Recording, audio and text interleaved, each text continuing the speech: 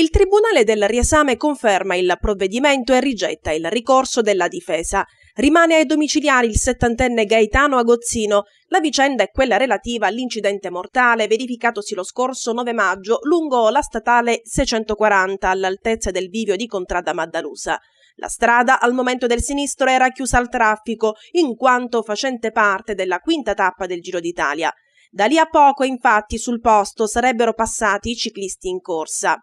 Agozzino è accusato di avere rimosso le transenne che erano state poste per evitare che il tracciato del Grande Giro venisse invaso da mezzi in transito. A bordo della sua Fiat Stilo, l'anziano automobilista si sarebbe introdotto all'interno della strada investendo un motociclista, il 48enne Leonardo D'Amico di Sambuca di Sicilia.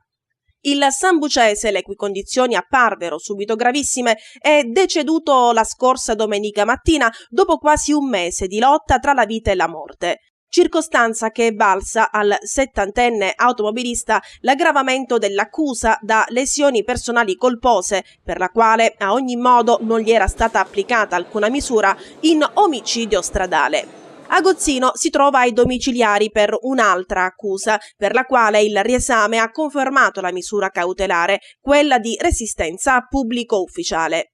Il suo difensore aveva chiesto l'annullamento dell'arresto in quanto, secondo il suo parere, non ci sarebbe più alcuna esigenza cautelare, visto che l'indagato non può più reiterare il reato.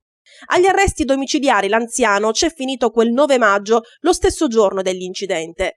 In occasione dell'interrogatorio di convalida, l'automobilista avrebbe spiegato che in quell'occasione avrebbe perso la testa dopo aver saputo, di ritorno da Contrada Maddalusa dove era andato a fare jogging, da personale dell'ANAS, che per passare dallo sfortunato tratto da dove doveva transitare la carovana di ciclisti e dunque tornare a casa avrebbe dovuto aspettare molte ore.